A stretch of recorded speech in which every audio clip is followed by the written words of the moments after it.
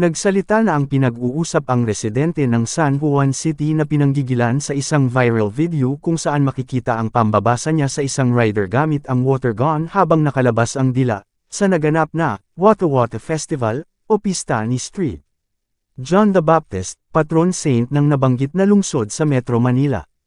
Matapos kayugan ng mga netizen dahil daw sa nakababanes niyang behavior, naglabas ng video si Lexter Castro o tinatawag ngayong Boy Dila.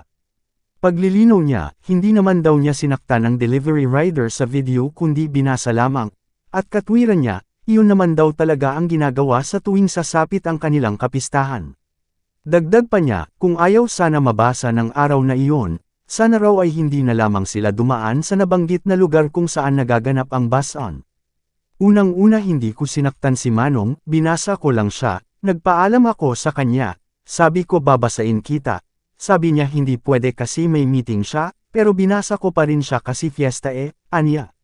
Huwag kayong dadaan ng San Juan kapag June 24, alam naman ng taong bayan yan, dagdag pa niya. Sa inis ng mga netizen sa kanya, bet daw siyang ipadala sa West Philippine Sea para gantihan ng water cannon ang mga sundalong Chinese na nagbubuga ng tubig sa mga sundalong Pilipino. Kaugnay pa rin ng bus-on, dumarami ang nagpapahayag ng kanilang mga reklamo at sentimiento kaugnay rito. Naglabas naman ng public apology ang lokal na pamahalaan ng San Juan City. Hinimok naman ni San Juan City Mayor Francis Zamora ang publiko na maghain ng reklamo ang mga pakiramdam nila ay naharas sila sa nabanggit na piyesta.